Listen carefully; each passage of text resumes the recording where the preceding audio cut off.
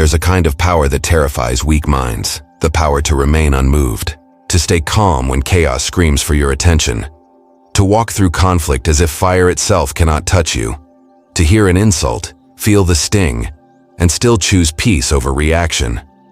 That kind of power makes people curious. It makes them uncomfortable, because it cannot be faked. It comes from within, and only a few ever master it. But imagine this for a moment. What if no one could ever disturb your peace again? Not the person who disrespects you, not the friend who betrays you, not the stranger who throws words meant to wound. Imagine walking through life like a mountain that does not move, while the world around you trembles, complains, and fights to pull you into its noise. Most people never find that level of strength. They live constantly at the mercy of others' behavior. A single comment can ruin their day. A single argument can poison their mood. One misunderstanding can spiral into anger that lasts for hours, sometimes days. They are slaves to emotion, reacting, defending, proving, explaining. But the Stoic knows something deeper. Your real enemy is never another person. It's your reaction to them. Every time someone provokes you and you lose your calm, you hand them power they didn't earn. You give them control over your state of mind. Think about that. When your blood pressure rises, when you replay their words in your head, when you start crafting the perfect comeback, they've already won. Because they've pulled you away from your center. They've made you dance to their chaos. That's what this journey is about. Taking your power back. Not by becoming cold, not by pretending nothing affects you, but by mastering the art of inner control so deeply that no external force can shake it. The Stoics called it apatheia, not indifference, but clarity. A calm so powerful that nothing external can dictate your inner weather. You've felt the opposite before, haven't you? Someone misunderstands your intentions and you can't stop thinking about it. A friend criticizes your choices and you instantly feel the urge to justify yourself. A stranger insults you online, and before you realize it, your peace is gone, stolen by a few words that didn't deserve it. You tell yourself, I'm just defending myself, but the truth is harsher. You're defending your ego. The ego is fragile. It feeds on validation and dies in silence. It wants to be right, to be admired, to be seen. And every time you let your ego lead, you lose sight of your deeper strength, the calm, grounded awareness that doesn't need to prove anything. The Stoic way is not about pretending emotion doesn't exist. It's about mastering it, about turning your pain into awareness, your triggers into teachers, and your reactions into reflections of strength rather than weakness. There's a moment, a sacred pause, between what happens and how you respond. In that moment lies your freedom. Most people skip it. They react automatically, fueled by emotion, pride, or fear. But the ones who learn to pause, observe, and respond consciously, those are the ones who can never be controlled, because their power doesn't depend on others. It comes from within. The world will always test you. People will gossip. They'll misunderstand you. They'll project their pain onto you. You can't stop that. What you can stop is letting them steal your peace. You don't have to pick up every invitation to chaos. You don't have to attend every argument you're invited to. You don't have to explain your worth to anyone who's already decided not to see it. Because the truth is, nothing others say or do has power over you until you give it meaning. Their words are just sound. Their actions are just motion. Only your interpretation makes them personal. The more you understand this, the freer you become. And freedom, that inner, unshakable peace, is the highest form of strength. It's not the man who shouts the loudest who is powerful. It's the one who stays calm when the world tries to provoke him. The one who can sit in silence, fully aware, and choose peace over pride. That's the power of being emotionally untouchable. And in this journey, that's exactly what you'll learn to become. Not by escaping life, but by mastering it. Not by avoiding people, but by understanding them. Not by building walls, but by building inner stillness so strong that nothing can break it. This isn't about perfection. It's about presence. Knowing that every insult, every misunderstanding, every test is simply an opportunity to train your mind. To prove to yourself that your peace is not negotiable. So as you listen, take this as more than philosophy. Treat it as training. Each idea is a tool, each reflection, a weapon. Every principle you practice will bring you closer to that rare and quiet power, the power to remain unmoved. And if you're walking the Stoic path with us, hit subscribe to True Stoic Way, and let's grow this unshakable mindset together. Because the world doesn't need more noise. It needs calm warriors, men and women who have mastered themselves so deeply that no one and nothing can ever disturb their peace again. Part 1. You react because your ego is insecure. Most people believe their anger, frustration, and emotional outbursts come from the outside world, from disrespect, criticism, or misunderstanding. We say things like, "He made me angry," or "She pushed me too far." But that's an illusion. No one can make you feel anything without your permission. What truly ignites your reaction is not their behavior. It's the wound inside you that hasn't healed yet. The truth is simple, but uncomfortable. You react because your ego is insecure. Think of the ego as skin that hasn't fully healed, a layer of emotional tissue still raw and tender. Every time someone touches it, even gently, it burns. That sting you feel when someone questions your intelligence, mocks your choices, or doubts your worth, that's not their words cutting you. That's your old wound screaming for attention. If your inner foundation were whole and strong, those words would slide right off. When you know something isn't true, it doesn't hurt. If someone called you an alien or a tree, you'd laugh, because it's absurd. There's no wound to poke at. But if someone calls you lazy, not good enough, a failure, and part of you secretly fears that might be true, it hits hard. You tense up. Your chest tightens. Your mind races to defend yourself. That's not strength. That's insecurity wearing armor. Let's go deeper. When you feel attacked, your brain reacts the same way it does to physical danger. The amygdala, the part responsible for threat detection, fires off a signal. In a split second, adrenaline and cortisol flood your system. Your heart rate spikes. Your focus narrows. You're ready for battle. Fight, flight, or freeze. The body doesn't know the difference between a physical threat and an emotional one. A few harsh words can trigger the same biochemical storm as facing a wild animal. But here's the paradox. The danger isn't real. You're not under attack. You're under exposure. Someone's words simply brushed against a wound you've been pretending doesn't exist. The ego panics because it senses vulnerability, the possibility that you might be seen as less than, weak, wrong, or unworthy. And that's why you react. Not because you're being insulted, but because you haven't yet made peace with your own shadow. The ego is not the enemy. It's a frightened child wearing the mask of a warrior. It shouts, argues, and defends not out of strength, but out of fear. Fear of being unseen, unloved, or insignificant. Every time someone questions you, the ego screams, "They can't see who I really am." And instead of calming that child, you often hand it the sword and let it fight for you. That's why most arguments spiral. They're not conversations between adults. They're battles between egos. Two wounded children, both desperate to be right, neither truly listening. But the Stoic learns to do something different. He doesn't hand the sword to his ego. He hands it stillness. He lets silence speak where anger would. To reach that level, you must first do the inner work, the slow, patient surgery of examining your own wounds. Ask yourself, why did that comment trigger me so much? What part of me felt exposed? What story am I believing about myself that made their words feel true? Every trigger is a mirror showing you what still hurts. Don't look away. Don't rush to defend. Just observe.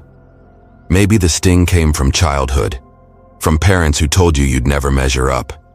Maybe it's from a boss who made you feel small, or a relationship where your value was constantly questioned. Those experiences plant seeds of doubt, and if you never dig them out, they grow into vines that wrap around your peace, squeezing it tighter every time someone says something that reminds you of the past. Healing begins with awareness. The next time someone provokes you, a coworker disrespects you, a partner criticizes you, or a stranger online mocks you, pause. Don't react. Feel the tension rise in your body. Notice it. Then ask gently, what part of me is speaking right now? My ego or my truth? Your ego demands reaction. Your truth needs none. Because truth is calm. Truth doesn't argue. It doesn't defend itself. It simply is.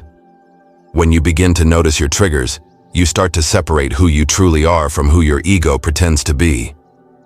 You realize that anger, pride, and defensiveness are surface reactions hiding something softer underneath: insecurity, fear, or unhealed pain. And paradoxically, that's where your strength begins. In honesty. Honesty with yourself is the medicine ego fears the most. When you can look at your reflection and say, yes, I'm insecure about this. Yes, it hurt me. Yes, I'm afraid of not being enough. You start to dissolve the ego's power. It thrives on denial. It dies in truth. Think of it like tending to an old wound. You can't just cover it with armor and hope it stops hurting. You have to clean it, even if it stings. You have to apply the medicine, even if it burns, and over time, it heals. Once healed, no touch can hurt it again. That's what emotional healing feels like. You don't become invincible by pretending not to feel. You become untouchable by understanding exactly what you feel, and no longer being owned by it. You'll start to notice it in daily life. Someone criticizes your work, and instead of reacting, you think, interesting. Why does that bother me? Someone mocks your goals, and instead of defending, you feel compassion. You realize their attack says more about them than about you. Their need to tear you down reveals their own pain. As your self-awareness grows, you begin to see every confrontation differently. It's not war, it's feedback. Every insult becomes a map pointing to your next area of growth. Every discomfort becomes a doorway to strength. Journaling helps. Sit with your thoughts each night. Revisit the moments that disturbed your peace during the day. Write them down. Don't judge them. Just observe them. Ask, what insecurity did this moment expose? What belief about myself was triggered? Then go deeper. What would happen if I stopped needing to prove that belief wrong? You'll find that the more you write, the more honest you become. And the more honest you become, the lighter you feel. Because awareness releases the grip of reaction. Eventually, a shift happens. The same words that once made your blood boil now barely register. What used to pull you into hours of overthinking now passes in seconds. You stop flinching at emotional pain because you've seen through it. You've learned that every insult is just wind hitting a mountain. And when that happens, when you can feel the sting, observe it, and still remain calm, you realize something powerful. You're no longer reacting from your wounds. You're responding from your wisdom. That's emotional mastery. That's the heart of Stoicism. It's not about being stone cold. It's about being deeply aware. It's not about suppressing emotion. It's about understanding it so well that it can't control you. Each time you resist the urge to react, you reclaim your power. Each time you pause, breathe, and observe, you grow stronger. Each time you choose understanding over ego, you build a fortress of peace inside you that nothing external can shake. So heal what's within you. Face the parts of yourself you've been avoiding. And when you do, when you master this quiet, disciplined awareness, you'll become part of a rare kind of man, calm, grounded, and unshakable. That's the brotherhood we're building here, the true Stoic way. Part 2. People's words reveal them, not you. Every word a person speaks is a mirror, not of you, but of them. When someone judges, insults, or mocks you, your first instinct might be to take it personally. You feel the sting, the heat rising in your chest, that sudden urge to defend yourself. You replay their words in your head, wondering what you did wrong, what you could have said differently. But here's the truth. What they said is not about you at all. It's a reflection of their own mind, their insecurities, their fears, their frustrations. Imagine this. You're at work, and a colleague constantly criticizes you. Not constructive feedback, real biting remarks that seem designed to make you feel small. You're too ambitious, they say, or you think you're better than everyone else. At first it feels personal. You start questioning yourself. Am I coming off arrogant? Did I do something wrong? But pause for a moment. Look deeper. Their criticism often says more about their hidden feelings than about your behavior. Perhaps they once had big dreams they abandoned. Maybe your drive reminds them of their own unrealized potential. So instead of celebrating your progress, they attack it, because your growth highlights their stagnation. That's projection bias in action, a cognitive tendency where people project their own emotions, insecurities, or unhealed wounds onto others. The angry person sees anger everywhere. The jealous person notices arrogance in everyone else. The insecure person finds flaws in everyone around them. They're not describing reality, they're describing their reflection. The Stoics understood this long before modern psychology gave it a name. Marcus Aurelius wrote, "The best revenge is to be unlike him who performed the injury." In other words, when someone lashes out, you don't have to join them in their chaos. The highest form of power is refusing to mirror their weakness. Think about a relationship that ended badly. Your ex criticizes you. You never cared. You're selfish. You think only of yourself. It hurts because you know it's not true. But what if those words were never about you? What if they were projections of their own guilt, their own unresolved pain? Often the accusations people throw are the ones they secretly fear are true about themselves. What they can't accept within, they project outward, onto you. Even strangers do this. You post something online, maybe an achievement, a thought, or a photo. Someone you don't know comments something cruel. You're fake. You're cringe. You're not that special. They don't know you. They've never met you. So how could their words possibly reveal you? They reveal themselves, their loneliness, their frustration, their need to feel significant by tearing someone else down. It's mirror neurons in motion, the brain's mechanism that causes us to reflect others' emotions. When someone feels threatened by your confidence, their mind doesn't process it as your strength. It interprets it as their inadequacy. You can almost hear their inner voice. If they shine, that means I'm dim. So instead of learning from you, they attack you. That's not logic, that's pain wearing pride as armor. The moment you understand this, everything changes. You stop reacting. You stop absorbing their words like emotional poison. Because that's what it is, poison disguised as truth. When someone hands you emotional poison through criticism, gossip, or disrespect, you have a choice. You can drink it, or you can drop it. Most people drink. They internalize it, replay it, let it corrode their peace. But the Stoic sets the cup down.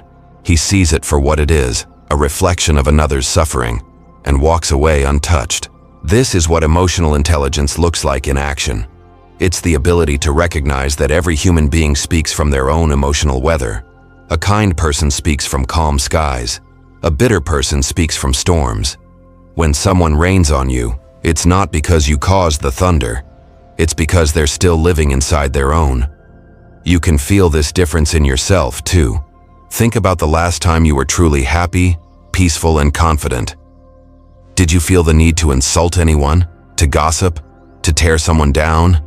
Of course not. Happiness doesn't attack. Peace doesn't provoke.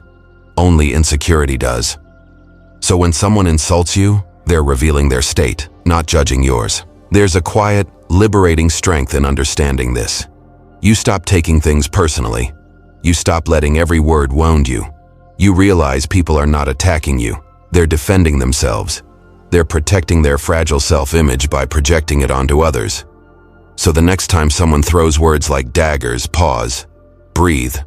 Tell yourself silently, their words say nothing about me, but they say everything about them. You'll notice the power shift instantly. Your heart rate slows. The tension in your chest softens.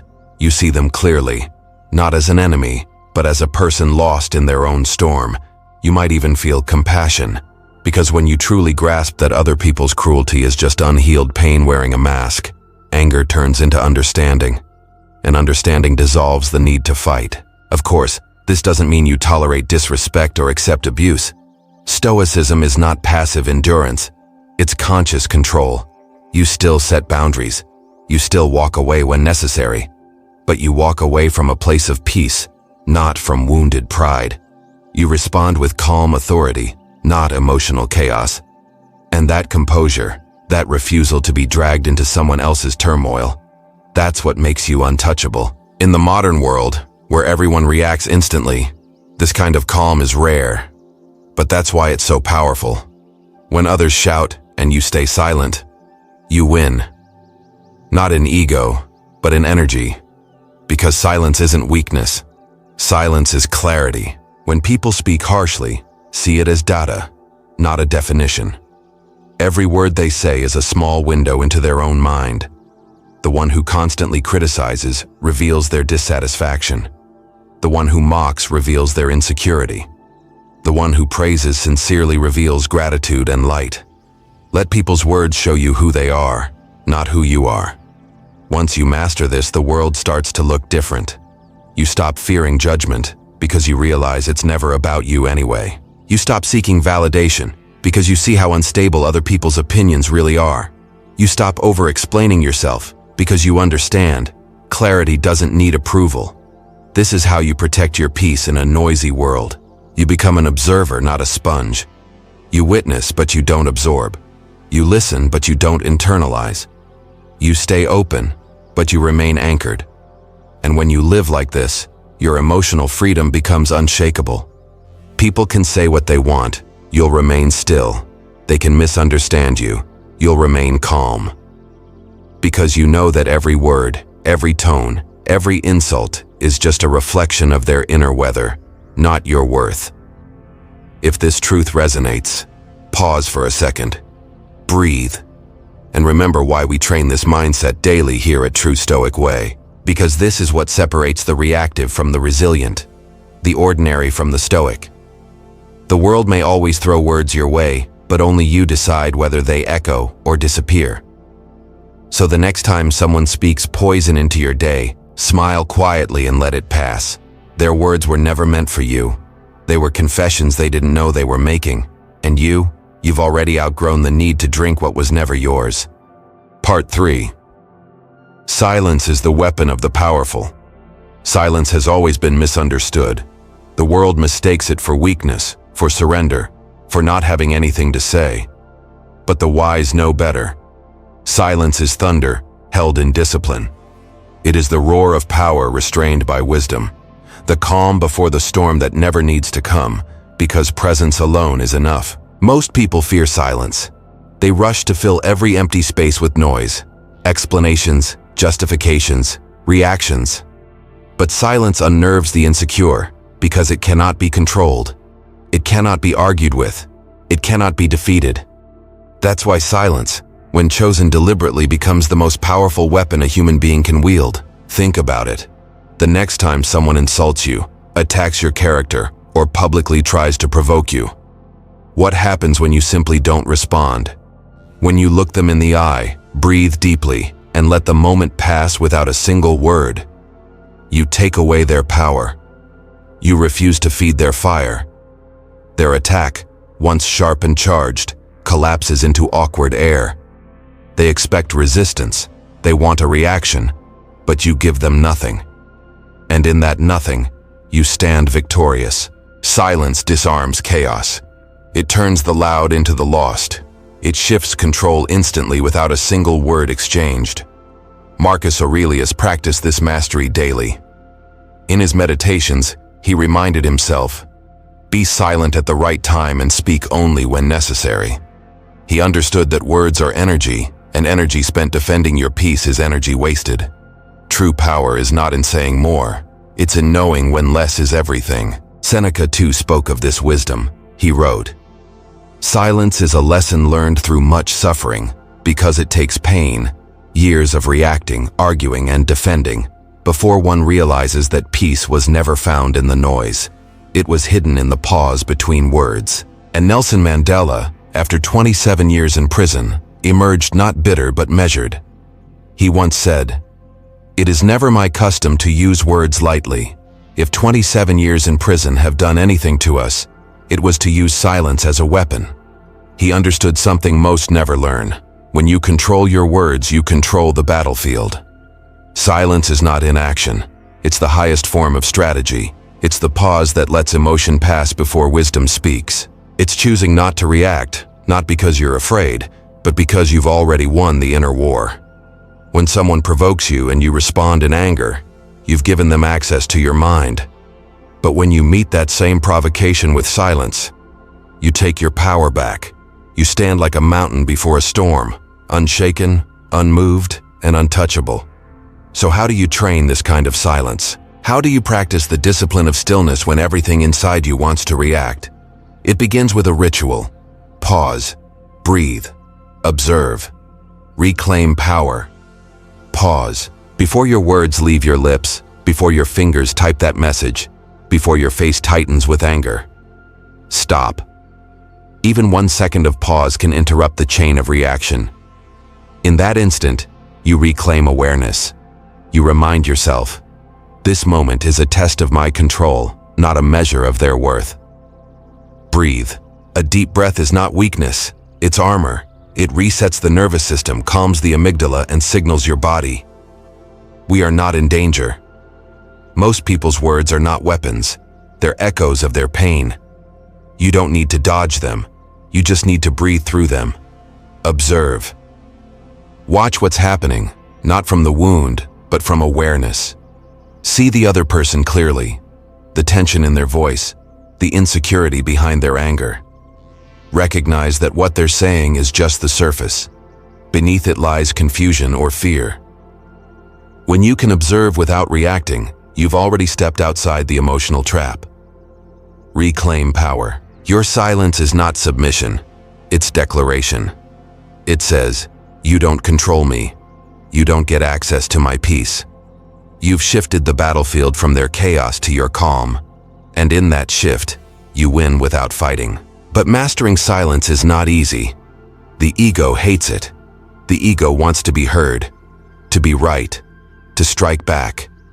It whispers, say something. Don't let them get away with it. Yet every time you resist that whisper, you starve the ego and strengthen the soul. The more you practice silence, the stronger it gets. At first it feels uncomfortable, like holding your breath underwater. But with time you realize it's not drowning, it's depth. It's learning to exist below the noise. Start small. When someone interrupts you, don't rush to finish your sentence. When someone disagrees harshly, don't argue back. When someone mocks or criticizes you, look at them, smile slightly, and say nothing. Feel that moment fully. Notice the power it gives you. You're not repressing emotion, you're mastering it. Over time, you'll discover something incredible. The less you speak in moments of conflict, the more people listen when you finally do. Because your words now carry weight. They're not reaction, they're response. They're deliberate, not defensive. The Stoics trained silence the same way warriors trained patience, through repetition. Each time they were insulted, they practiced restraint. Each time they were misunderstood, they chose stillness. Silence became their proof of strength, not their fear of confrontation. And that's how silence transforms from a passive act to an active weapon. It becomes the ultimate form of control, not over others, but over yourself.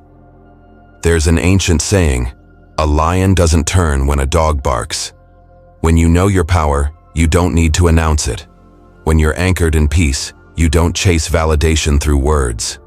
When you're rooted in wisdom, your calmness becomes the loudest statement in the room. So the next time someone tries to pull you into drama, pause, breathe, observe, and choose silence. Watch their confusion rise as their energy hits a wall that doesn't move. Feel the peace inside you expand. Your silence doesn't mean you're weak. It means you understand the battle isn't worth your energy. Your silence doesn't mean you don't care. It means you care too much about your inner calm to waste it on noise. Silence is the weapon of the powerful because it requires mastery, of mind, of ego, of emotion. It's not the absence of action. It's the presence of strength. And once you learn to use it, once you can hold your peace in the middle of provocation, you'll realize you've reached a level few ever do. The level where nothing outside you can disturb what's within. Part 4. You don't owe anyone an explanation. We spend so much of our lives explaining ourselves, our choices, our dreams, our mistakes, as if the world had the right to demand a justification for our existence. We explain why we didn't follow the same path as others, why we ended a relationship, why we changed jobs, why we no longer believe what we once did. And behind every explanation lies a quiet fear, the fear of being misunderstood, rejected, or unloved. But here's the truth. You don't owe anyone an explanation. You owe yourself peace. This may sound simple, even defiant, but it's one of the hardest lessons to live. Because as human beings, we're wired to crave understanding. From childhood, we learn that love often follows obedience, that approval must be earned through explanation. When people misunderstand us, we rush to clarify, to prove our intentions were pure, that we're not wrong, not foolish, not selfish. But in doing so, we give away something sacred, our peace. Every time you explain yourself to someone who has already made up their mind about you, you lose a little more of that inner calm. Every time you justify your path to people who never walked it, you dilute your conviction. You're trying to convince spectators who were never meant to understand your mission. Imagine this. You decide to take a risk, leave a stable job to build something meaningful, or walk away from a relationship that no longer aligns with your truth. The people around you question you instantly. Why would you do that? Are you sure this is wise? You're making a mistake. And because you care, you explain.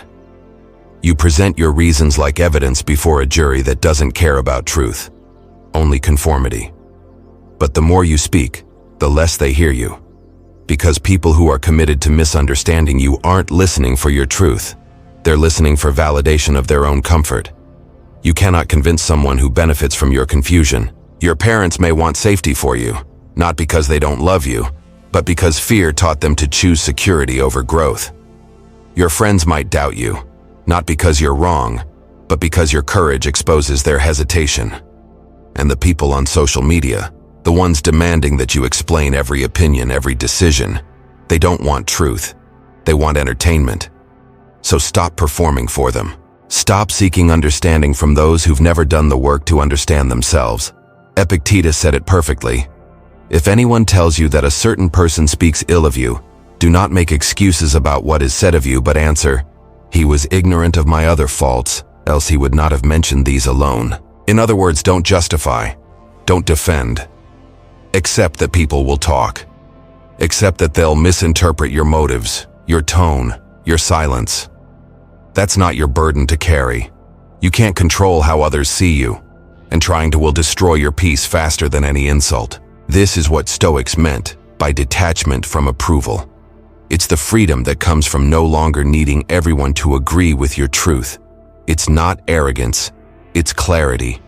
You realize that your value doesn't depend on consensus. The crowd's applause can't make you more worthy, and their disapproval can't make you less. When you stop explaining yourself, something remarkable happens.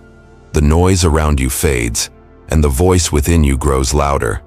That voice, your intuition, your reason, your inner compass, becomes your only guide. You start making decisions not out of fear of judgment, but out of alignment with your principles. Of course, this doesn't mean you stop communicating altogether. It means you stop defending who you are. You explain when it serves clarity, not when it serves validation. You share from strength, not from insecurity. You speak because it adds truth, not because you need approval. Think about how much energy you waste justifying your life. How many hours have you spent replaying conversations in your head, wishing you'd said more, explained better, defended harder?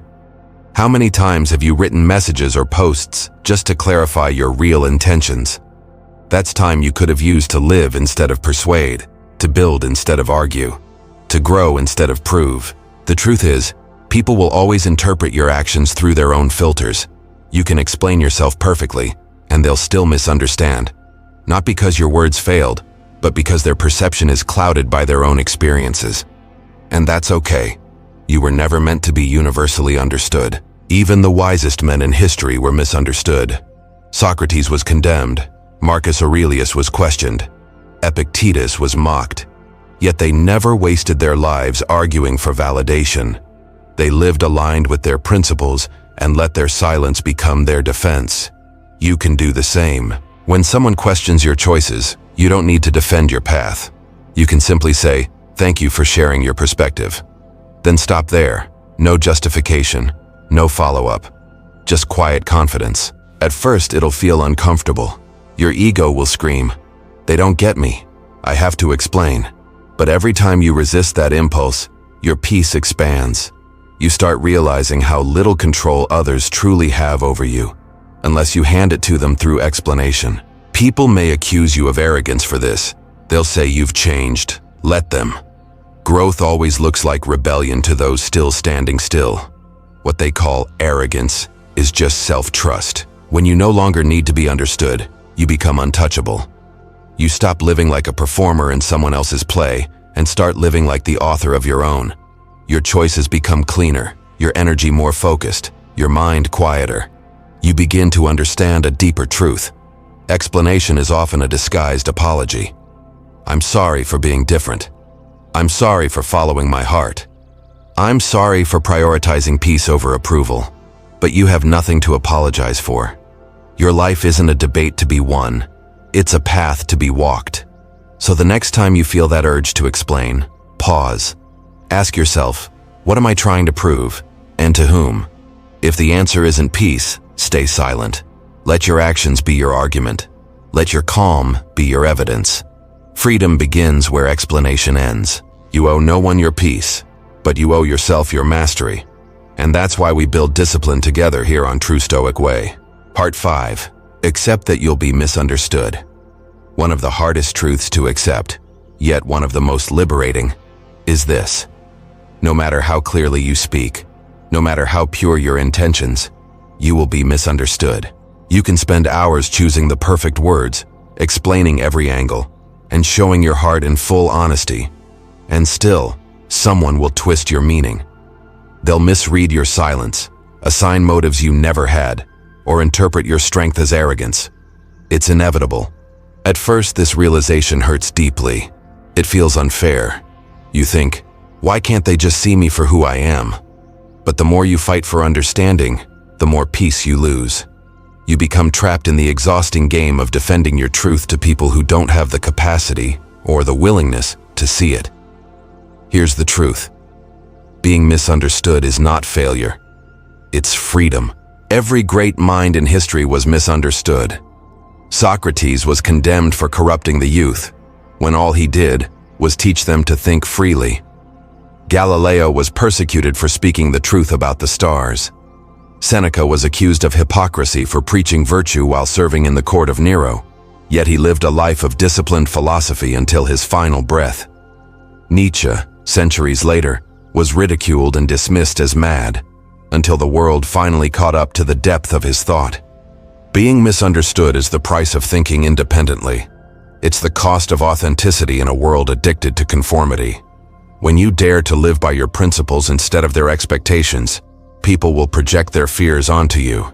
They'll say you've changed, that you're cold, that you think you're better. But what's really happening is that your clarity disrupts their comfort. Your independence exposes their dependency. It happens to every person who outgrows the herd. Modern creators face it daily. The artist accused of arrogance because they don't explain their art. The entrepreneur called greedy because they refused mediocrity. The man of purpose labeled emotionless because he won't chase approval. But what's misunderstood is rarely the truth. It's people's perception of the truth. They see through a filter of their own fears, beliefs, and wounds. Marcus Aurelius understood this better than anyone. He wrote, "Everything we hear is an opinion, not a fact. Everything we see is a perspective, not the truth." Every person who interacts with you carries their own lens, shaped by their upbringing, insecurities, and emotional weather. You could speak with absolute sincerity, and their interpretation would still be distorted. Imagine your mind as a clear, calm lake. Those who look into it will never see the lake itself, only the reflection of their own face. If they're peaceful, they'll see calm waters. If they're troubled, they'll see distortion. No matter how still your surface, they can only perceive through their own ripples. Once you grasp this, you stop trying to control perception. You stop wasting energy polishing your image for those determined to misunderstand it. You realize you are not responsible for someone else's lens. Freedom begins where the need to be understood ends. Most people live enslaved by this need. They over-explain, over-apologize, and exhaust themselves trying to convince the world of their good intentions. But understanding is not a right you can demand. It's a gift others choose to give, and most never will. So stop chasing it. Instead, learn to be at peace with being misunderstood. Smile when people misread your silence. Stay calm when they twist your words. Let them think what they need to think to protect their illusion. That's their work, not yours. This doesn't mean you become cold or indifferent. It means you choose peace over proof. You no longer burn your energy clarifying to those who listen only to reply. You save your words for those who listen to understand. Look at history again. At every revolutionary, every philosopher, every thinker who challenged the comfort of the crowd. They were ridiculed in their time, honored only later. Why? Because truth often sounds like rebellion to those built on lies. And the same applies to you. The moment you start living your truth fully, the world will test your resolve by misunderstanding you. It's not punishment, it's purification. It's the universe asking, do you believe in your path enough to walk it alone? The answer must be yes. Because that's where emotional freedom lives. When you accept being misunderstood, you detach from the need for control, and detachment is power. It's not about apathy, it's about sovereignty. You still care, but you no longer cling. You love, but you don't chase. You explain, but you don't beg to be seen. You remain steady within yourself while the world creates stories around you. This is emotional detachment, not coldness, but maturity. The ability to care deeply without losing yourself in the process. It's the quiet understanding that you don't need everyone's validation to walk in alignment with your truth. Think about it. When someone misunderstands your silence as arrogance, let them. When someone calls your peace indifference, let them. When someone interprets your boundaries as pride, let them. They're revealing how they see, not who you are. Your task isn't to fix their perception, it's to stay rooted in your truth. In time, those meant to understand you will. The rest were never meant to. Being misunderstood is not isolation, it's filtration. It removes the ones who only love the version of you that pleases them, and leaves the ones who love the real you. The calm, disciplined, self-aware you. So wear misunderstanding like armor. Let it protect your focus. Let it remind you that peace is found not in being seen correctly, but in seeing yourself clearly. You can't control what others think, but you can control whether it touches you. You can't stop them from speaking, but you can stop yourself from listening. You can't change their mind, but you can change how much power it has over yours. In that moment, you become free. Free to create. Free to act. Free to live on your own terms, without bending under the weight of others' projections. Every misunderstood man or woman who ever changed the world learned this truth early. If you need everyone to understand you, you'll never do anything worth being misunderstood for. So let them talk. Let them guess. Let them assume. You, keep building, keep moving. Keep choosing silence over noise, peace over proof, and truth over validation. Because once you stop needing everyone to understand you, you finally begin to understand yourself. And that understanding, clear, steady, and untouchable, is the beginning of real freedom. Part 6. The more you try to control people, the more they control you. It's one of life's most painful paradoxes. The harder you try to control others, the more power you lose.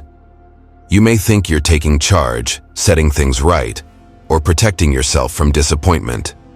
But every time you try to change someone's behavior, convince them to see your way, or make them act differently, you surrender control of the one thing that truly belongs to you, your own peace. This is the heart of the Stoic principle known as the dichotomy of control. There are things you can control, your thoughts, your actions, your choices, and there are things you can't, other people's opinions, emotions, or decisions. The wise man draws this line clearly. The foolish one blurs it and then wonders why he's always exhausted. Look around. Most suffering comes from fighting this truth. You want your partner to behave differently, to love you the way you love them. You want your boss to recognize your effort, your friends to be more loyal, strangers online to understand your intentions.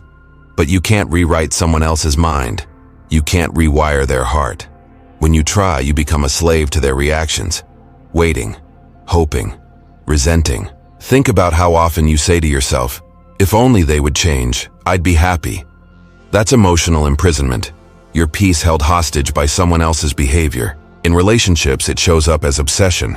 You try to fix the other person. You lecture, argue, or silently punish, thinking if you just say the right thing, they'll transform.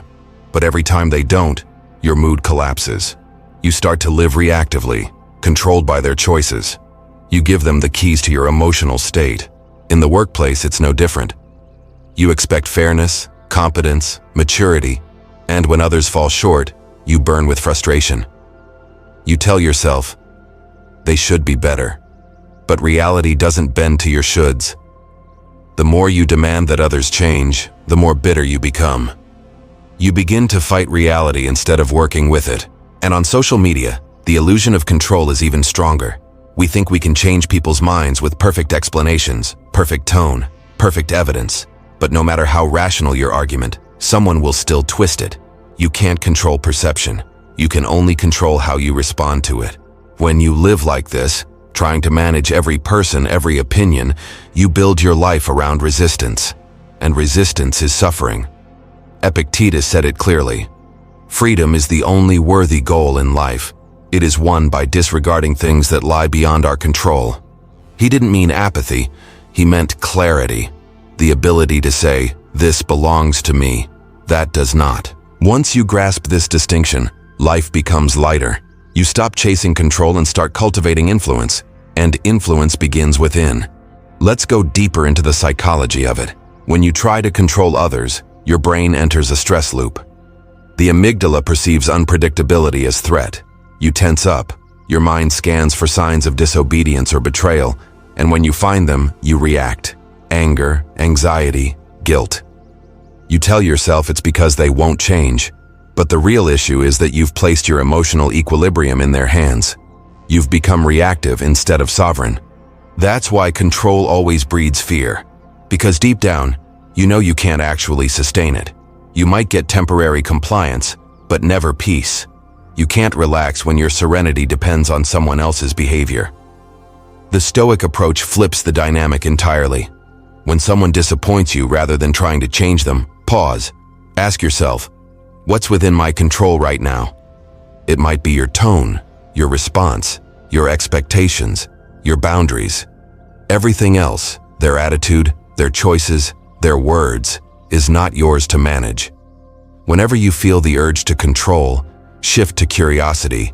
Instead of, how can I make them change? Ask, why does this trigger me? Instead of, what's wrong with them? Ask, what can I learn from this reaction? This single shift moves you from frustration to freedom. You stop playing emotional chess with people who don't even know there's a game. Let's say your partner is distant. The controlling impulse says, they're withdrawing, I need to fix it.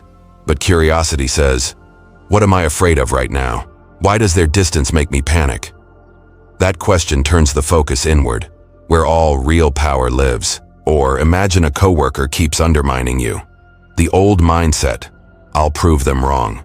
The Stoic mindset, they reveal who they are, not who I am.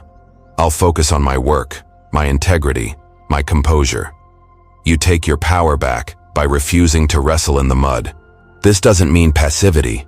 It means discernment. It means realizing that influence is born from calm consistency, not emotional control. The Stoic doesn't chase compliance. He embodies clarity. He leads through example, not manipulation.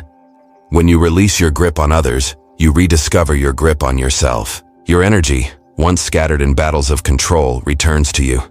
Your focus sharpens. You become unshakable because nothing outside you determines your peace anymore. The world is full of people trying to fix, change, and reform everyone else. They're perpetually exhausted. But the wise man chooses a different path. He works on the only kingdom he truly rules, his inner one. He tends to his thoughts, masters his emotions, guards his reactions. And in doing so, he finds what everyone else is searching for in others: peace. The more you understand this, the more compassion you'll feel. Because you'll see clearly that everyone trying to control others is just scared. Scared of losing, scared of being hurt, scared of feeling powerless. They don't need judgment, they need awareness. So when you catch yourself slipping into control, smile. It's just fear disguised as authority.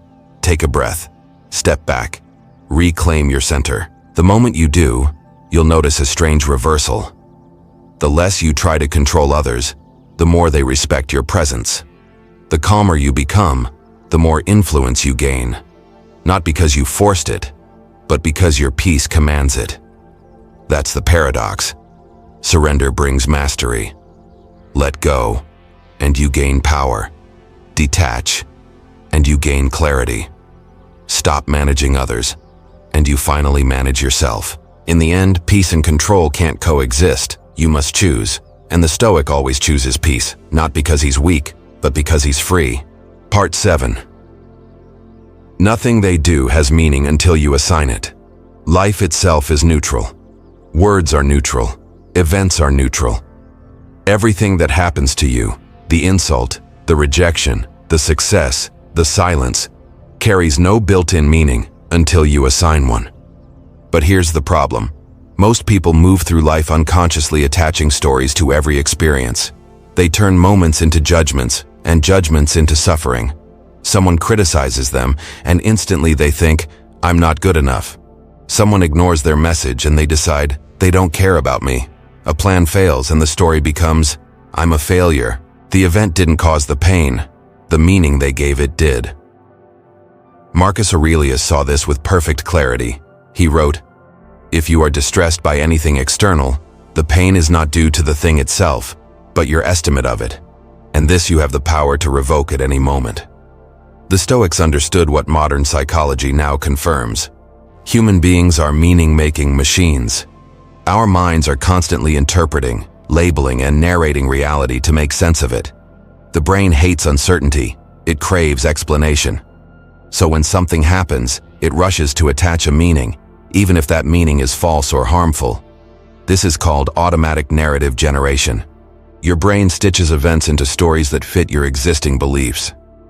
If you secretly fear rejection, you'll interpret silence as rejection. If you carry guilt, you'll see every disagreement as proof you're at fault. The mind bends reality to match your emotional wounds. That's why two people can experience the exact same event and feel completely different about it. One person sees failure, the other sees feedback. One sees insult, the other sees information. It's not the event that shapes you, it's the meaning you assign to it. Understanding this changes everything, because it means your peace, your happiness, your emotional freedom are never dependent on what others do. They depend entirely on how you interpret what others do. Let's take a simple example. You send someone a message, and they don't reply. Instantly, your mind creates a story. They're ignoring me. But that's not truth, that's interpretation. The reality is neutral. A message was sent, and a message wasn't answered. The meaning is your creation. Maybe they're busy, maybe they forgot, maybe it doesn't mean anything at all. Yet your story determines your state, irritation, sadness, or peace. This is the power and the danger of meaning. You can build heaven or hell with the same set of facts. Your mind is like a painter. Every event is a blank canvas. The brush in your hand decides the picture. You can paint betrayal, resentment, and pain. Or you can paint lessons, growth, and strength. The canvas doesn't care. It waits for your choice. And here's the secret the Stoics lived by. You always have the power to repaint. You can't control what happens, but you can rewrite the meaning in real time. Someone disrespects you? Instead of assigning, they hurt me, assign, they revealed their character. A project fails? Instead of, I'm not good enough, assign, this experience just taught me what doesn't work. A friend leaves. Instead of, I'm unworthy, assign, it's time for me to walk lighter. Every interpretation becomes a seed, and those seeds grow into your emotional landscape. Plant bitterness, and you'll walk through thorns. Plant understanding, and you'll walk through peace. This isn't denial. It's discipline. It's learning to pause between event and meaning, and to choose your interpretation deliberately instead of emotionally. The Stoics practiced this every day through a technique we'd now call reframing. At the end of each evening, they would review their day and reinterpret everything that had disturbed them. It's a simple but powerful exercise. 1. Recall the moments that triggered you. Maybe someone's words stung. Maybe you made a mistake. Maybe something unexpected ruined your plan. 2. Observe what meaning you gave it in the moment. Did you feel ashamed, angry, disappointed? What story did you tell yourself about that moment? 3. Reframe it consciously. Ask, what else could this mean? What lesson or strength did this reveal? Do this nightly. You'll notice how many of your bad days weren't bad at all. They were simply misinterpreted. When you make this practice a habit, you reclaim enormous emotional control. Your peace stops depending on circumstances because you've learned how to sculpt meaning consciously. This is what neuroscientists now call cognitive reappraisal, the ability to reinterpret an event to reduce emotional suffering. It's one of the most powerful forms of emotional regulation known to psychology, and the Stoics were doing it 2,000 years ago. But here's the deeper beauty of it. Once you master your meaning, you become untouchable. People's behavior loses its sting. Their actions no longer define your mood. You stop being thrown around by every misunderstanding, every disappointment, every harsh word. You begin to realize that most of life's drama isn't real, it's imagined. It's the story your mind keeps spinning about neutral events. Once you stop writing tragic scripts, the whole world starts to look calm again. And as you practice this daily, this art of conscious reframing, something begins to shift. You stop clinging to outcomes. You stop overanalyzing motives. You stop reacting to things that don't deserve your energy. You start to see through life's illusions with quiet strength. When you stop assigning harmful meaning, detachment becomes natural. You don't have to force yourself to be calm. You simply stop creating chaos. You don't have to suppress emotion. You simply stop feeding it false stories. That's emotional mastery. That's the moment you realize no one can disturb your peace, because peace was never something you found in the world. It was something you created in your interpretation of it. So tonight, before you close your eyes, take 5 minutes and reframe your day. Every person, every word, every event that touched you. Look at it again.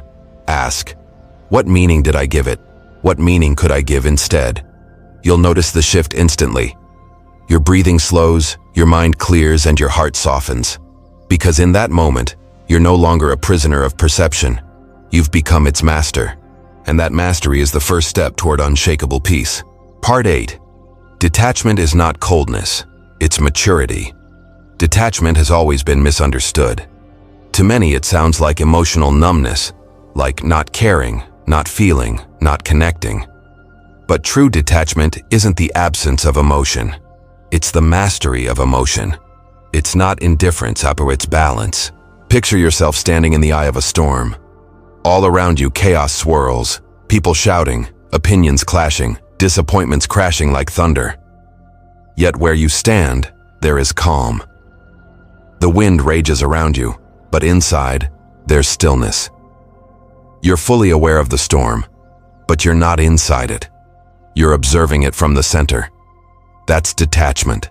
The Stoics called this state apatheia. Not apathy, but tranquility born of clarity. It's what happens when you stop letting external chaos dictate your inner weather. It's the art of remaining emotionally centered in a world that constantly tries to pull you off balance. In modern life, emotional attachment is everywhere. To people, opinions, outcomes, validation. We attach our happiness to how others behave, how successful we become, how loved we feel. And every attachment becomes a chain. The moment the thing you cling to shifts, a person leaves, a plan fails, a compliment fades, you suffer. Detachment breaks those chains. It doesn't mean you stop loving or caring or striving. It means you learn to love without clinging, care without controlling, and strive without suffering. It's the discipline of standing in the eye of the storm, aware of everything but owned by nothing. The attached mind says, I'll be happy when I... The detached mind says, I am at peace now, regardless. This doesn't make you passive, it makes you powerful. Because you stop negotiating your peace with a world that changes by the minute. Seneca described it perfectly. A wise man is content with himself, not because he cares less about others, but because he understands that inner peace is not a gift others give you. It's a decision you make for yourself. True detachment isn't about shutting off your emotions. It's about understanding them so well that they can't hijack your behavior. It's choosing to feel everything fully, but respond from calm awareness instead of emotional chaos. Let's bring this down to practice. When something happens that shakes you, a harsh comment, a rejection, a sudden problem, your emotions surge. That's normal. You can't stop the first wave, but you can decide whether to drown in it. Here's how to train detachment in real life. 1. Breathe as your anchor. When emotions rise, the breath is your return point. Deep, slow breathing signals your body that you're safe, even if your mind is spinning. Try this. Inhale slowly for 4 counts, hold for 2, exhale for 6. As you exhale, imagine releasing the grip of control, letting go of the storm outside. Do this 3 times. You'll feel your awareness return to the present. The breath doesn't erase emotion. It creates space around it. 2. Create mental distance. When something triggers you, imagine stepping a few feet back in your mind. Picture yourself as an observer watching your thoughts, not drowning in them. Ask, what's happening right now, and what story am I telling about it? This distance gives you perspective. You begin to see that the problem isn't the event itself. It's your identification with it. You are not your frustration. You are the space noticing frustration. 3. Focus on values, not validation. Attachment thrives on external approval, what people think, say, or feel about you. Detachment roots itself in internal values: honesty, discipline, purpose, integrity. When you act according to your values, the outcome matters less. You stop chasing validation because you already know your why. Ask yourself before reacting, am I acting from my values or from my need to be liked? That single question brings instant clarity. 4. Accept impermanence. Everything changes: people, feelings, circumstances, even you. The attached mind suffers because it clings to what's meant to evolve. The detached mind embraces flow. It understands that love may shift, plans may fail, seasons may end, and that's okay. Nothing truly yours can be lost. What leaves creates space for what's next. In practice, detachment feels like breathing deeply when everyone else is panicking. It feels like smiling when misunderstood. It feels like walking away without bitterness. It's not coldness, it's composure. Imagine 2 people caught in a storm. One fights the wind, shouting in frustration, drenched and angry. The other stands still, cloak drawn, observing the rainfall. Both experience the storm, but only one remains free. That's what emotional maturity looks like. You still feel the wind, but you don't let it move your center. And something magical happens when you live this way. Your relationships become lighter. You no longer try to control people, and in turn, they stop controlling you. You love more purely because you're not loving to own or fix. You're loving to experience. You no longer chase attention because you've found peace in your own presence. In detachment, love deepens, not diminishes. Passion becomes purpose, not possession. You begin to live with a quiet confidence that nothing external can add or subtract from who you are. You become grounded, unshakable, calm. People feel it in your presence, that rare steadiness that no chaos can disturb. This is what emotional mastery feels like. Not the absence of feeling, but the ability to remain centered within it. Not running from life, but walking through it with composure and grace. So the next time someone accuses you of being distant because you didn't react, smile gently. Let them misunderstand. They don't see that your silence isn't detachment from life. It's attachment to peace. You can't control the storm, but you can become its calm center. And if you're practicing this mindset daily, remember, you're not escaping life, you're mastering it. That's what we train here, together, on the true Stoic way. Part 9. Practice non-reaction like a discipline. Emotional control isn't a gift, it's a muscle. And like every muscle, it grows only through deliberate training. Most people believe reactions are automatic, that emotions just happen. Someone disrespects you, and anger explodes. Someone ignores you, and resentment takes over. Someone criticizes you, and your defenses rise instantly. They say, "That's just who I am." But that's not who you are. That's just who you've practiced being. Non-reactivity is emotional strength, built through repetition, discipline, and awareness. It's not suppression. It's not pretending you don't care. It's the art of choosing your response instead of being hijacked by instinct. Neuroscience now confirms what the Stoics already lived. Your brain is rewritable. Every reaction you repeat, anger, anxiety, defensiveness, strengthens certain neural pathways. Each time you respond differently, pausing, breathing, observing, you begin to rewire those same circuits. This is neuroplasticity, the brain's ability to reshape itself through experience. Think of your mind like a forest. Every time you react with anger, you carve a path through the trees. Walk it often enough, and it becomes a highway, easy to follow, hard to leave. Non-reaction is about forging new trails, slower at first, but eventually, those become your automatic routes. That's why emotional mastery feels difficult in the beginning. You're not just fighting a bad habit, you're rebuilding your mental wiring. Let's look at how you can train this discipline daily, not as a one-time fix, but as a lifelong practice. 1. The pause, training the space between stimulus and response. Viktor Frankl once said, "Between stimulus and response, there is a space. In that space lies our power to choose our response. That space is your training ground. When something triggers you, a rude comment, a delay, a disappointment, pause. Just one breath. 1 second of awareness is enough to interrupt the pattern. In that pause, you reclaim control from the amygdala, the part of your brain responsible for emotional reactions. Breathing activates the prefrontal cortex, the region of reasoning and perspective. You literally shift power from emotion to wisdom. Try this. The next time you feel irritation rising, silently count 1, 2, 3 before saying or doing anything. You'll notice the surge fade. That's not weakness. That's your nervous system learning obedience to your will. 2. Breath control. Calm is chemical. Every reaction is biochemical. Adrenaline, cortisol, dopamine, they all surge when your brain perceives threat. But your breath is the remote control for this chemistry. Slow, deep breaths signal the body. We're safe. Practice box breathing. Inhale for 4 counts. Hold for 4. Exhale for 4. Hold for 4. Do it 3 times when you feel provoked. It lowers heart rate, clears thought, and reminds your body that silence is power. The Stoics didn't call it breathwork. They called it presence. Marcus Aurelius wrote, "You have power over your mind, not outside events. Realize this, and you will find strength."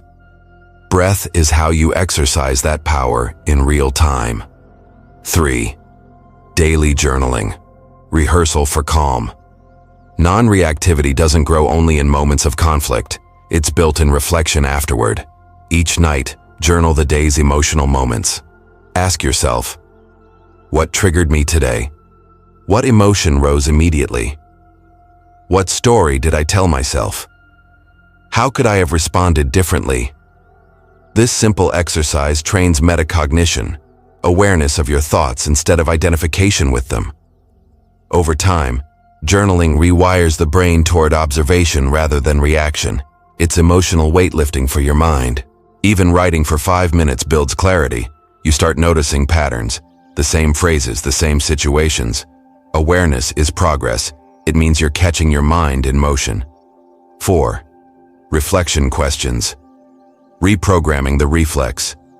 In the moment of tension, instead of reacting, ask gentle questions. Is this truly about me? Will this matter in 24 hours? What would my highest self do right now? These questions shift your brain from reactive mode to reflective mode. They engage the neocortex, interrupting emotional automation. Each time you do it, you teach your mind, I respond by choice, not by impulse. Try this with small annoyances first: traffic, cues, minor criticism. The goal isn't to avoid emotion, but to practice control in low-stakes moments so that when high-stakes ones arrive, calm is second nature. 5.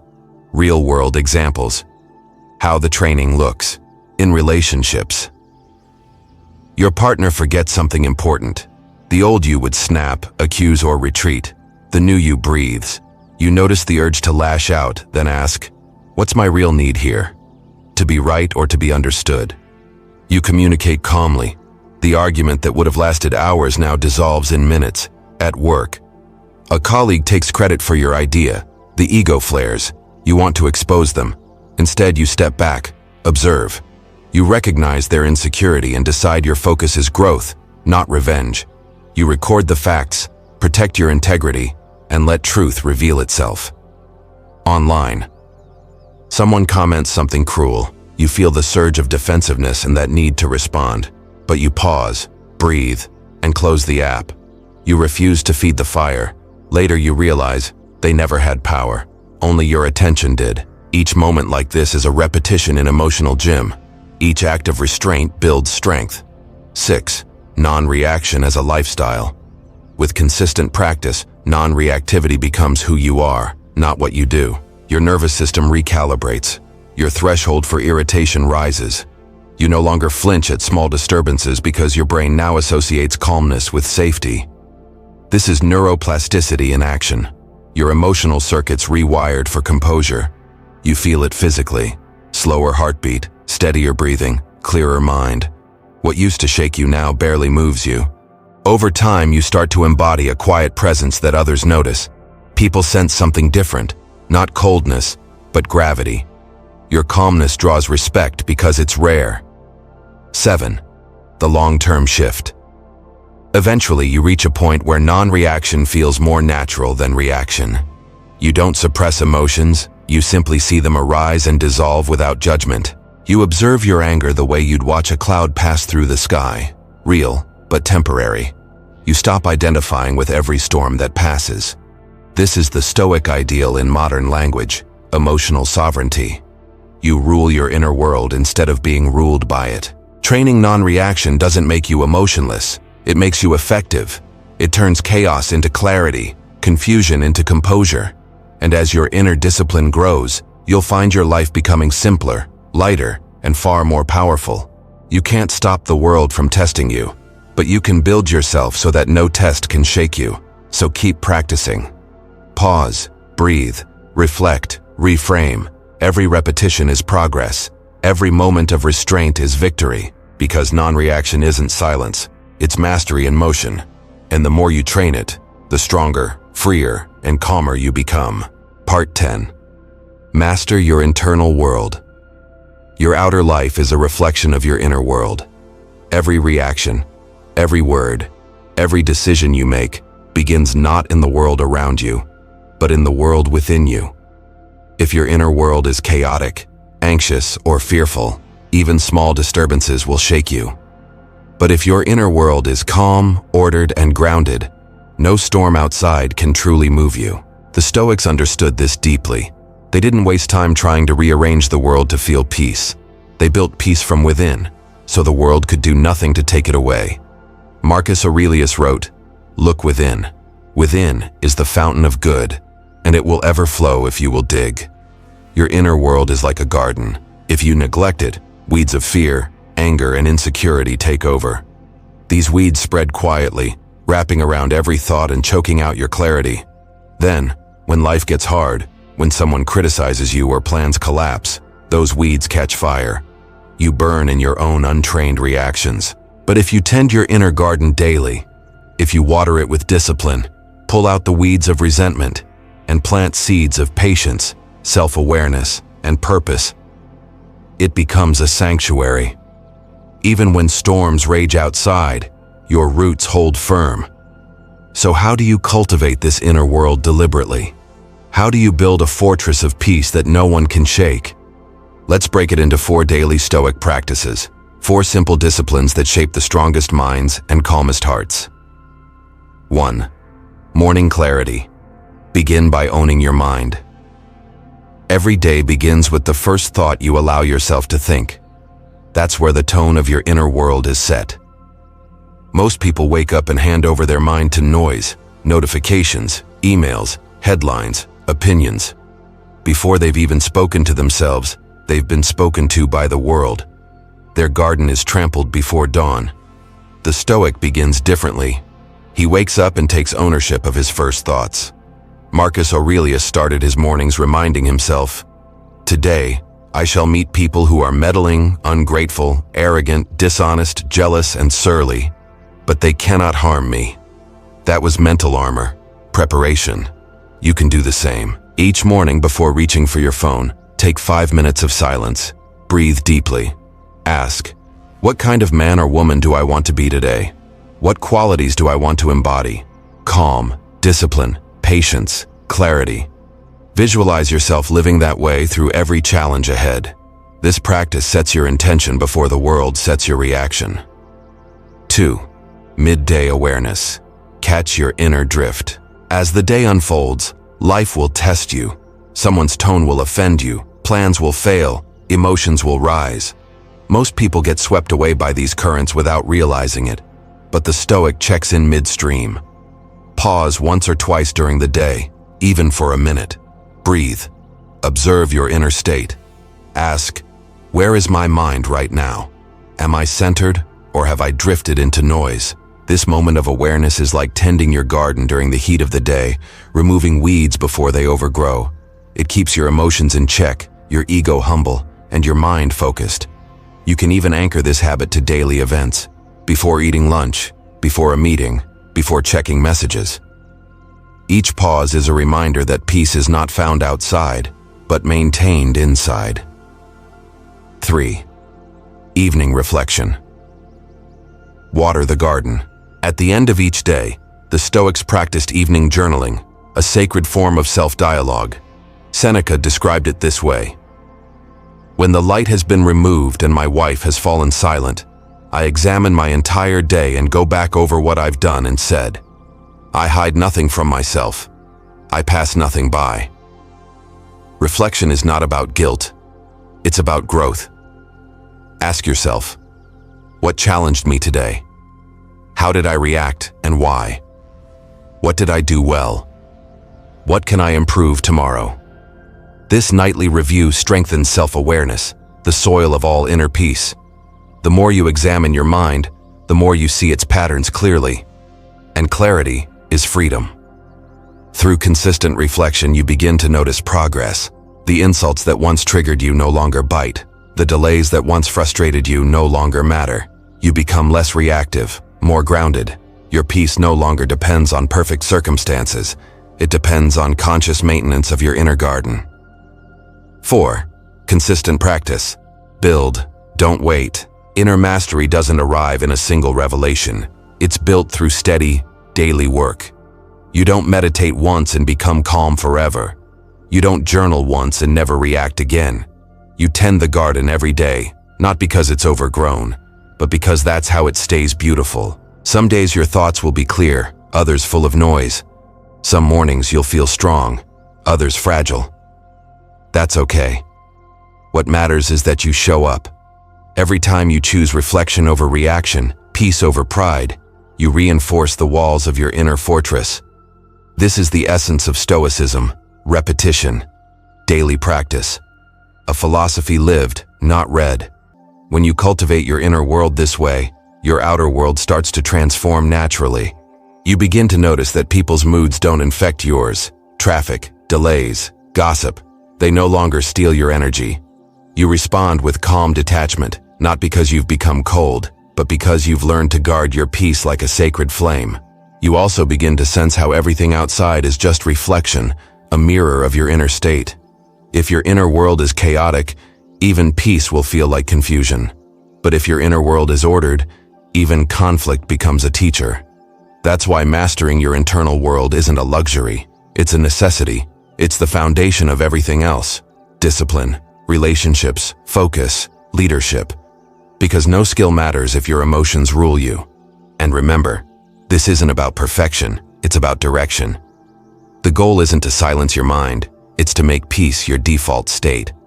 The more you nurture that state, the more effortless it becomes. When you look at the great Stoics, Marcus Aurelius ruling an empire, Epictetus teaching freedom in chains, Seneca writing wisdom under threat, their external lives couldn't have been more different.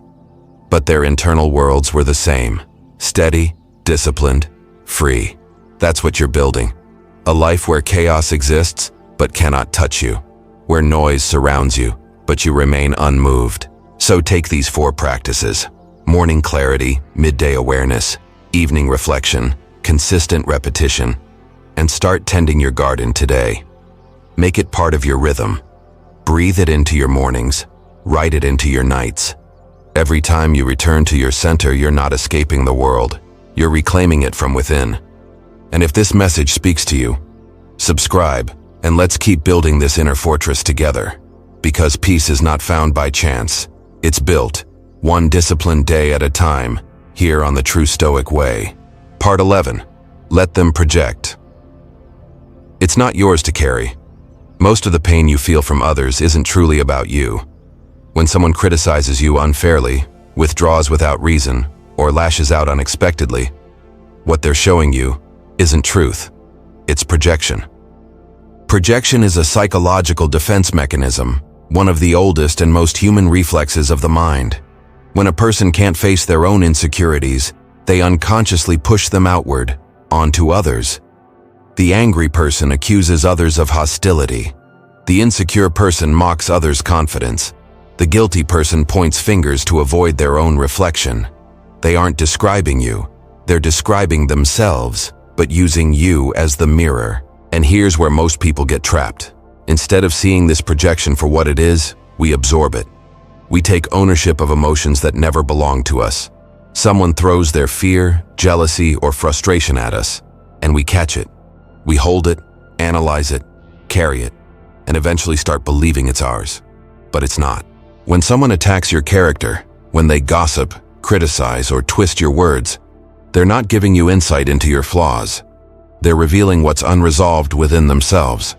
They're showing you the corners of their inner world they haven't made peace with yet. Imagine this. At work, a colleague constantly undermines you. Every success you have, they find a way to minimize it. You just got lucky, or it's not that impressive. On the surface, it feels personal, but underneath, it's not about you at all.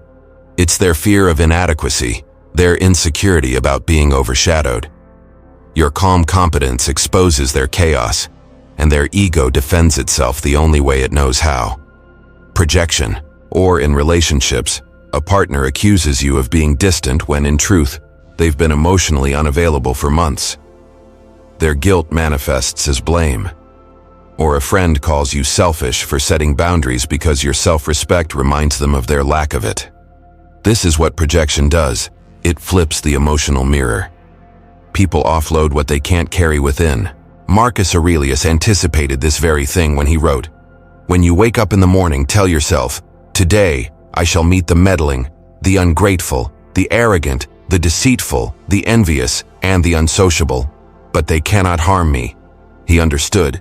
These behaviors are not attacks, they are symptoms, and your job is not to absorb them, but to observe them. Observe, don't absorb.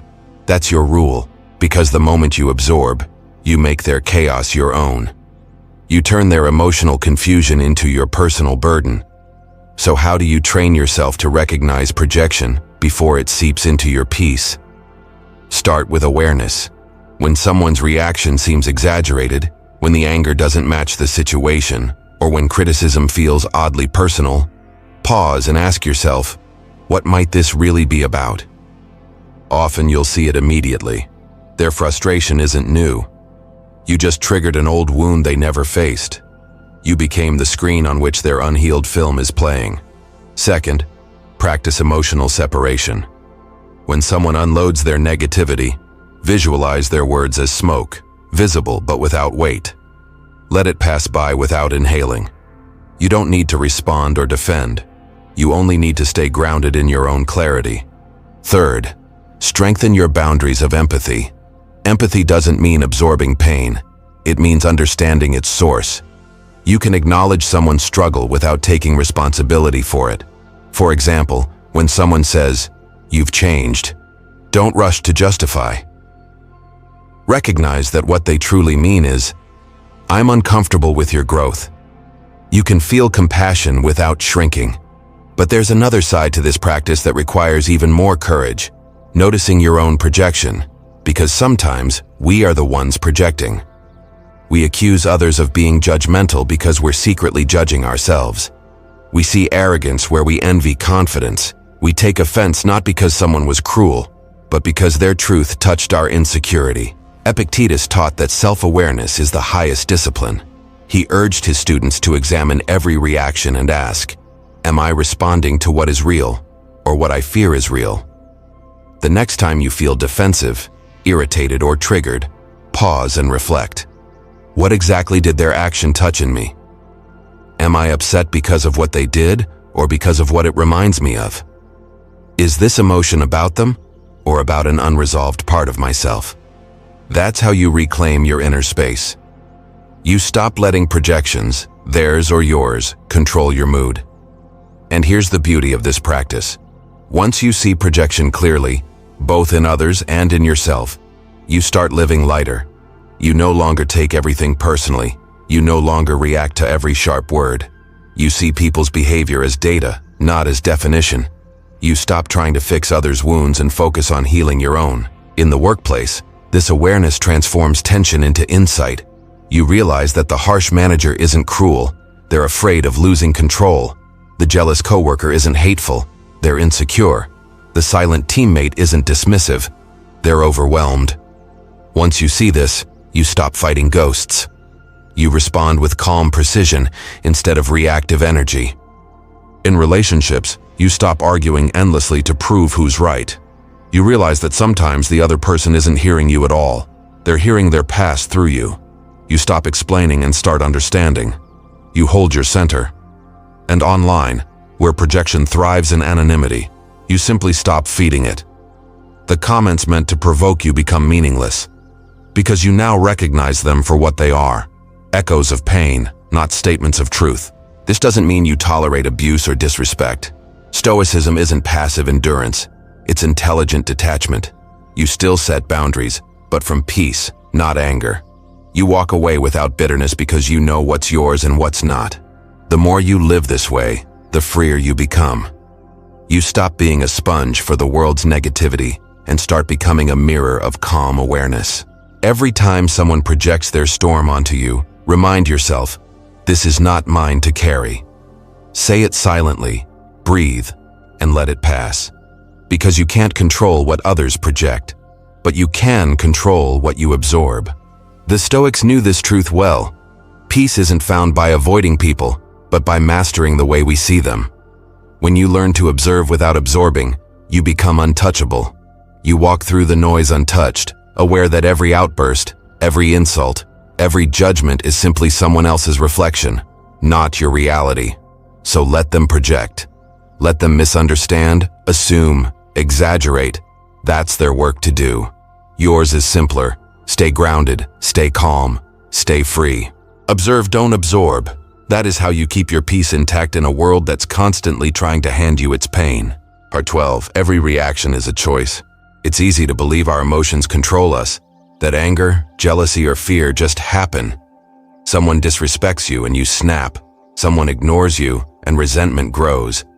Someone embarrasses you and shame floods your body before you even think. Most people live this way, convinced that reactions are automatic, like reflexes that can't be changed. But the truth is far more empowering.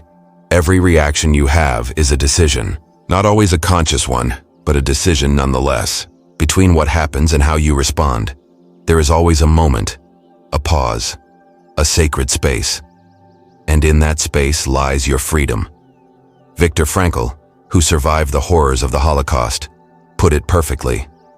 Between stimulus and response, there is a space.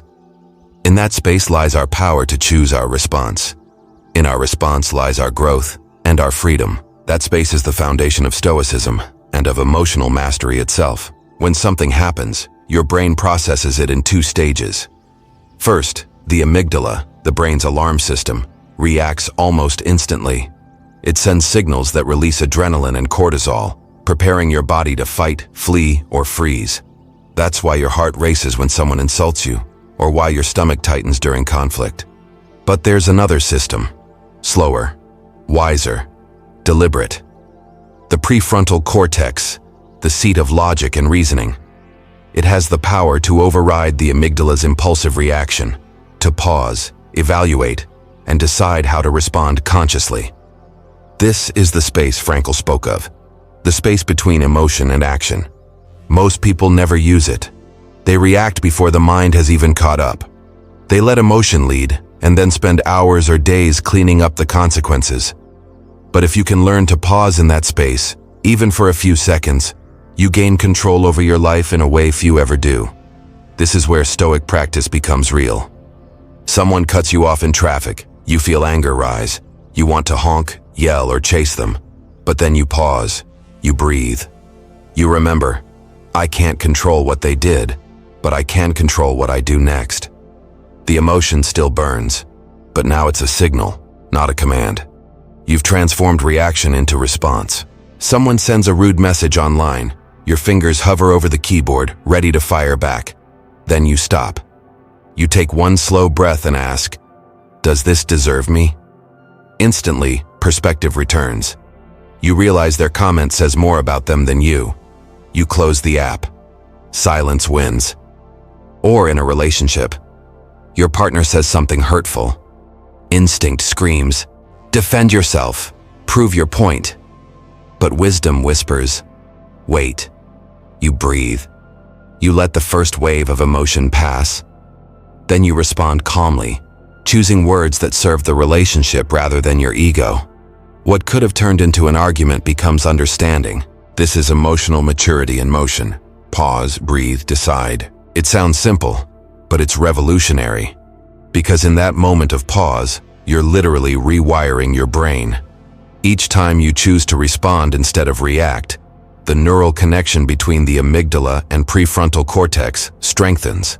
Over time, the pause becomes natural, your mind's new default. Neuroscience calls this neuroplasticity. The Stoics called it discipline. Different language, same truth. The practice is straightforward but powerful. 1. Pause. When emotion surges, do nothing for a few seconds. That's your reclaiming of control. 2. Breathe. Take a slow inhale. Feel your body's chemistry shift. 3. Decide. Ask yourself, what outcome do I want here? What response serves my values, not my ego? Every repetition of this practice builds strength. Each time you choose awareness over impulse, you weaken the old habit of reactivity. You start realizing you don't have to obey every emotion your mind produces. Anger arrives, but you don't become anger. Fear arrives, but you don't become fear. You remain the observer, the one who decides. Imagine the power of living like that, where nothing outside you can hijack your mood, where peace is no longer a reaction, but a choice. You'd walk through life unbothered, because every trigger becomes a chance to train composure. This doesn't mean you stop feeling. The Stoics weren't stone. They simply refused to let emotion become their master. They felt deeply, but responded wisely. And the more you practice, the faster that wisdom comes. The pause grows shorter, the decision clearer. You start seeing every conflict, insult, and inconvenience as a drill, a chance to strengthen your discipline. Even science supports this. Studies show that mindfulness and controlled breathing lower amygdala activity and increase prefrontal regulation, meaning calmness becomes your default state. You're literally training your brain to choose peace. So the next time you're tested, by words, by stress, by life itself, remember, your reaction is never automatic. You always have a choice. That choice determines everything, because reacting is giving power away.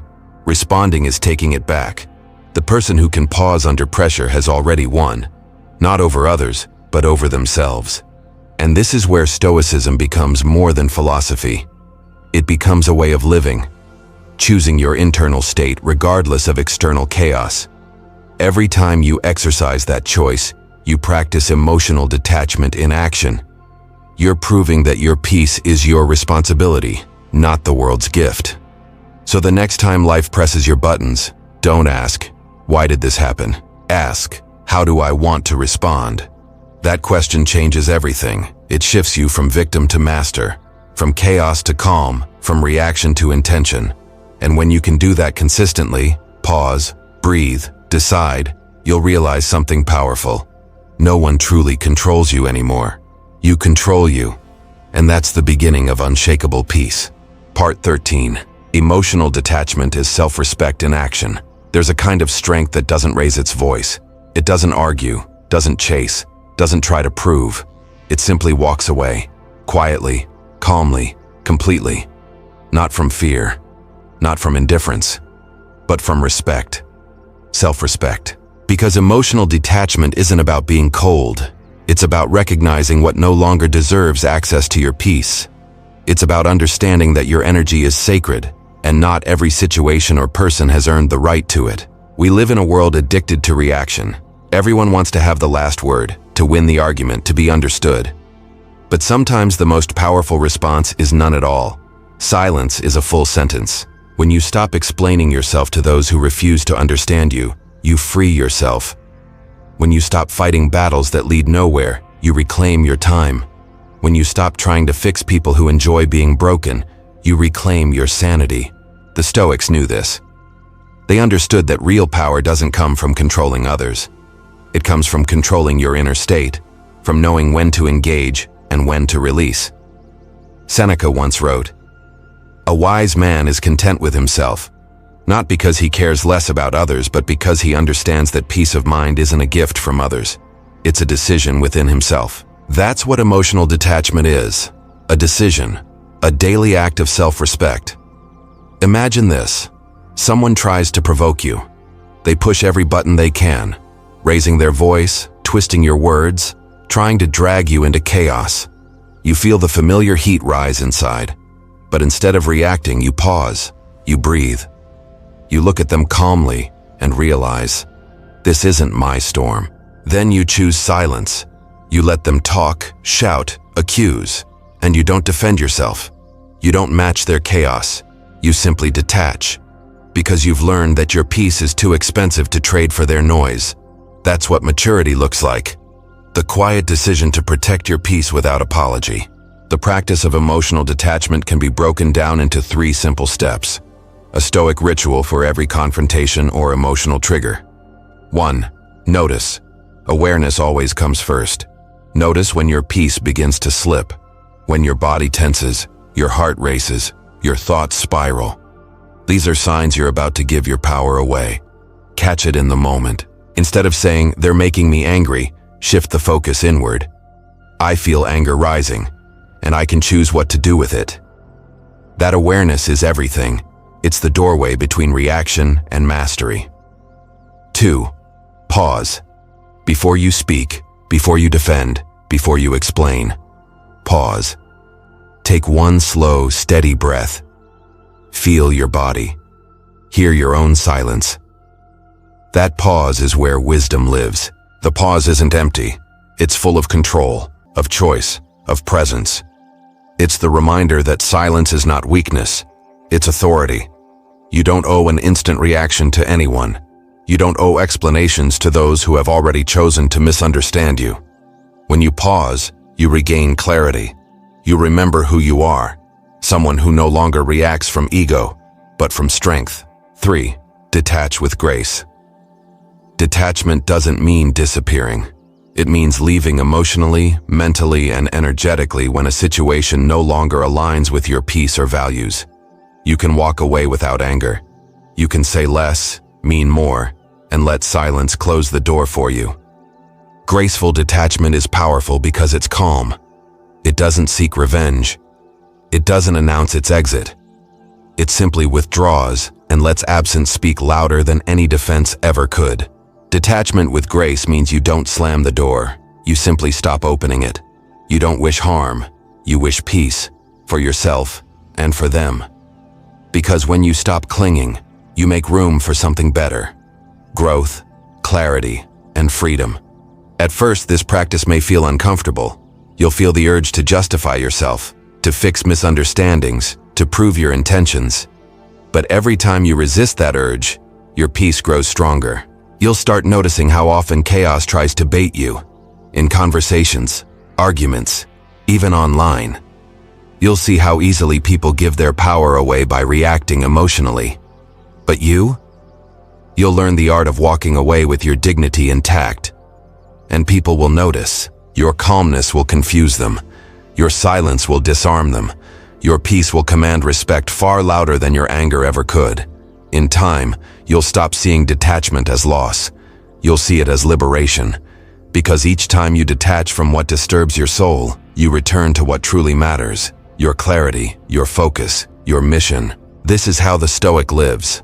Not chained by approval, not shaken by conflict, not defined by reaction. He knows that every battle fought in chaos is a battle lost in peace.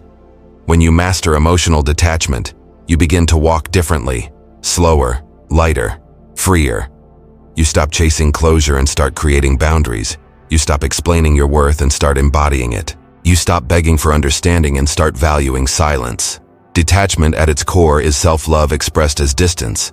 It's the mature recognition that not every person deserves access to your emotions, and not every situation deserves a response. So, the next time chaos calls your name, pause. Remember, you don't need to show up for every argument you're invited to. You don't need to pick up every emotional burden handed to you. Sometimes the most powerful thing you can say is nothing. Sometimes the most powerful thing you can do is leave. Quietly, respectfully, decisively. That is not coldness. That is clarity. That is self-respect in action. And every time you walk away from chaos, you build the life that belongs only to you. That's true Stoic way. Part 14. Don't expect fairness, expect reality. One of the greatest sources of suffering comes from a single false expectation. The belief that life should be fair, that good people should win, that hard work should pay off, that love should be reciprocated, that honesty should be rewarded. But life doesn't bend to shoulds. It follows its own law, not fairness, but reality. The Stoics understood this long ago. They didn't waste energy demanding the world behave a certain way. Instead, they focused on adapting to the world as it is. Epictetus wrote, "Don't demand that things happen as you wish, but wish that they happen as they do, and you will go on well." Fairness is a beautiful idea, but it's not a law of nature. The rain doesn't fall equally. Fortune doesn't distribute evenly. The cruel sometimes prosper. The kind sometimes suffer. It's not moral. It's mathematical. It's the nature of chaos and order coexisting in the same universe. But here's the truth. Expecting fairness makes you weak. Accepting reality makes you free. You see it everywhere. A man works hard for years but gets passed over for promotion by someone less deserving. A woman gives her all in love only to be betrayed. A kind soul helps others, and those same people turn their backs when he needs help. Each time the mind cries, "It's not fair," and maybe it isn't. But the universe never promised fairness, only cause and effect. Reality doesn't operate on emotion, it operates on consequence. When you anchor your peace to the expectation of fairness, you set yourself up for constant disappointment. But when you anchor your peace to understanding reality, you build something unbreakable. The Stoic doesn't say, "Life is unfair." He says, "Life is indifferent, and I will meet it with discipline." When you train your body, you build physical immunity. Your system learns how to handle stress and recover stronger. Mental immunity works the same way. You expose your mind to discomfort not to suffer, but to inoculate yourself against future pain. You stop expecting ease and you start preparing for challenge. You stop wishing the world were softer and you make yourself stronger. Mental immunity begins when you replace the question, "Why me?" with "Why not me?" Why shouldn't difficulty come your way? Why should you be exempt from the same chaos every other human faces? The moment you accept this truth, life stops shocking you. Pain stops feeling personal. The sting of injustice loses its poison. When you expect reality instead of fairness, disappointment turns into data. You no longer waste energy fighting what shouldn't have happened. You use that energy to adapt to what did happen. That's the foundation of Stoic strength, anticipation over frustration. In life, people will break promises. They'll act out of fear. jealousy, or self-interest. If you expect fairness, you'll be wounded every time. But if you expect reality, that people are driven by their nature, not your hopes, you stay centered. In work, you'll face injustice. Others will get credit you earned. Decisions will favor politics over merit. The weak will climb by manipulation while the strong stay silent. But you can choose to rise above it, not by complaining, but by improving, adapting, and letting your consistency speak. In relationships, fairness is even trickier. You might give love that isn't returned, effort that isn't appreciated, loyalty that isn't valued. If you cling to fairness, you'll become bitter. But if you understand that people act from their level of consciousness, not yours, you gain perspective. Their behavior reflects their inner world, not your worth. Reality doesn't owe you reciprocity, but you owe yourself clarity. 1. Expect imperfection. When you enter any situation, remind yourself, this may not go as planned. That doesn't make you pessimistic, it makes you prepared. The Stoics practiced premeditatio malorum, visualizing potential setbacks before they happened. That way, when things did go wrong, they were ready, not ruined. 2. Detach from entitlement. Replace "I deserve" with "I'll adapt." Life doesn't reward entitlement, it rewards awareness. The less you cling to how things should be, the faster you adjust to how they are. 3. Focus on response, not result. You can't control fairness, but you can control effort, integrity, and composure. The Stoic wins not because the world is just, but because his behavior is. 4. Build gratitude for the challenge. When you expect reality, every obstacle becomes training. Every injustice becomes fuel. Every loss sharpens discipline. Gratitude is the armor that makes reality bearable, and eventually, beautiful.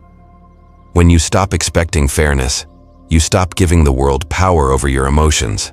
You stop being shocked when people fail you or when outcomes disappoint you. You become calm in the face of life's randomness, not because you don't care, but because you understand the rules of the game. Freedom begins when you accept that the universe owes you nothing, not kindness, not fairness, not symmetry. Once you accept that truth, everything good that comes your way becomes a bonus, not a debt repaid. Marcus Aurelius wrote, "The world is change. Our life is what our thoughts make it." You can choose resentment or resilience. You can fight reality or master it. When you accept life's neutrality, you start to see clearly. You act without bitterness, love without expectation, give without demand, and let outcomes unfold as they must. This mindset doesn't make you passive, it makes you powerful. Because power doesn't come from controlling the world. It comes from understanding it. The Stoic walks through life with calm eyes, not naive, not cynical, just prepared. He knows storms will come, people will fail, plans will crumble, and yet, his peace remains. Because he never asked life to be fair. He only asked himself to be strong. And that strength, that clarity, that mental immunity becomes his shield. In the end, reality is not the enemy. It's the teacher. The sooner you stop fighting it, the sooner you start learning from it. This mindset protects your peace. Part 15. Protect your peace like your life depends on it. Peace doesn't shout, it whispers. And if you don't learn to listen to that whisper, the noise of the world will drown it out completely. Protect it. Guard it like your life depends on it, because in many ways, it does. A peaceful mind isn't just a luxury, it's survival. It's clarity. It's the difference between reacting and responding, between burnout and balance, between chaos and control.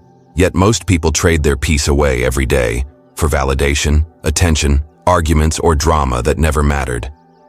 They hand it over to people who don't deserve it, to distractions that don't serve them, and to emotions that don't belong to them. Then they wonder why they feel so tired, so drained, so lost. Peace is stolen not in big moments, but in 1,000 small concessions. Every time you let someone's tone ruin your day, every time you scroll instead of reflect, every time you defend yourself to someone who has already decided not to understand you. The Stoic knows this truth. Peace is the highest form of strength, and strength demands protection. You can't wait for the world to get quieter. You must build quiet inside yourself. Think of peace like a fortress. It doesn't appear overnight. It's constructed brick by brick. Discipline, silence, detachment, clarity. Every boundary you set becomes a wall. Every breath you take instead of reacting becomes a gate locked from within. Every time you walk away from noise, you reinforce your foundation. But just like any fortress, your peace must be guarded. It's constantly under siege by negativity, comparison, gossip, pressure, expectations. So how do you defend it? How do you protect your peace when the world seems determined to take it? 1. Set boundaries without apology. Boundaries aren't walls to keep others out. They're filters to protect what matters most. When you say no, you're not rejecting people. You're respecting your energy. When you limit access to your time, your emotions, and your attention, you're telling the world, my peace is not up for negotiation. Don't explain your boundaries. Don't soften them to be liked. The people meant to be in your life will understand. The rest were only there for what they could take. Remember, saying no to the wrong things creates space for the right ones. 2. Detox your mind. Peace is not just about avoiding toxic people. It's also about cleansing your inner environment.